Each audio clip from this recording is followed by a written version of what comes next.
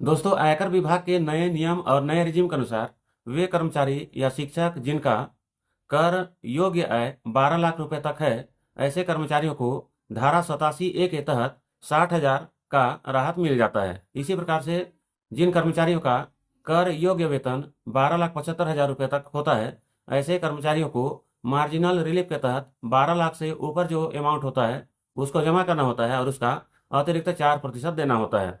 तो यहाँ पर एक शिक्षक हैं, प्रधान पाठक हैं, जिनका सकल वेतन 14,46,620 रुपया है। तो आज के इस वीडियोज में इस वेतन पर किस प्रकार से कर का निर्धारण किया जाएगा, इसके बारे में जानकारी मिलने वाला है। तो चैनल में नया है तो चैनल को सब्सक्राइब कर लीजिए और बगल में जो बेल का आइकन है उसको भी क्लिक कीजिए। तो आइए आज का वीडियो को शुरू करते हैं।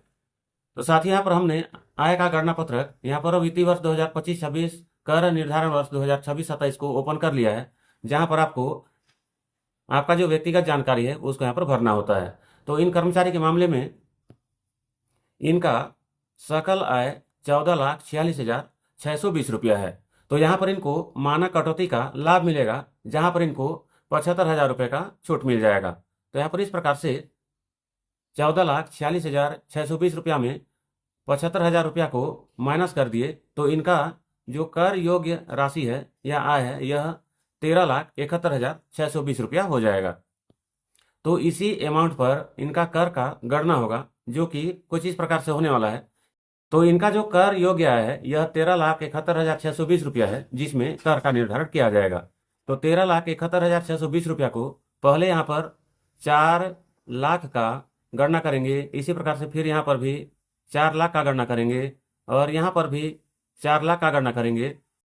तो यहाँ पर अब तक ये 12 लाख रुपया हो गया है। उसके बाद में जो अतिरिक्त है यह 1,71,620 रुपया। इस प्रकार से इस क्रम में यहाँ पर गणना होगा। तो ऊपर का स्टेप में यहाँ पर 4 लाख का 0% यह 0 रुपया हो गया है। उसके बाद 4,01,000 से 8 लाख तक यह 4 लाख रुपया होता है, जिसका यहाँ पर 5% निकाला गया है, जो कि 20,000 रुपया हो जाता है।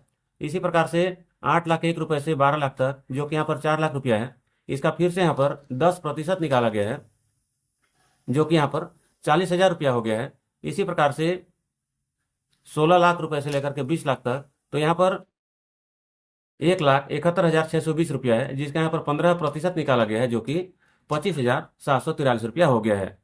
तो इस प्रकार से इन शिक्षक का, इन कर्मचारी का जो टोटल आ गया है यह 20,000, 40,000 और 25,743 को जोड़ दिए तो यह 85,743 रुपया हो गया है। तो यहाँ पर जो कर्मचारी हैं इनका कुल आयकर 85,743 रुपया हो गया है। अगला स्टेप है 12 लाख आय तक 60,000 टैक्स पर छूट। तो ये जो कर्मचारी हैं इनका कर योग्य आय 13,71,620 रुपया है, जो कि 12 लाख से कहीं ज़्यादा है, इसलिए इनको यहाँ पर किसी भी प्रकार से धारा 87A के तहत किसी प्रकार का राहत या छूट नहीं मिलेगा। इसी प्रकार से 12,75,000 से भी यह अमाउंट ज़्यादा हो गया है, इसलिए इनको यहाँ पर मार्जिनल रिलीफ का भी लाभ नहीं मिलेगा। तो इस प्रकार से इनका जो टैक्स है यह 85,743 रुपया है, जिसका अब यहाँ पर फिर से 4% शिक्षा और स्वास्थ्य कर में निकालना है। तो यहाँ पर 85,743 रुपया और 3,429 रुपया को जोड़ दिए हैं तो यह 89,172 रुपया 72 पैसा हो गया है।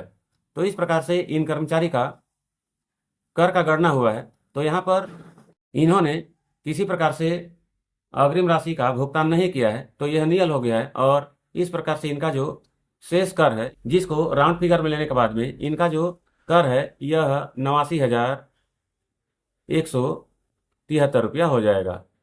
तो इस प्रकार से इन कर्मचारी को यहाँ पर धारा 87A का भी बेनिफिट नहीं मिला और साथ में इनको मार्जिनल रिलीफ का, सीमांत राहत का भी लाभ नहीं मिला है। और इनका जो सकल आय है उसमें सिर्फ 75,000 का कटौती करते हुए बाकी सब में इनका कर का गणना किया गया है।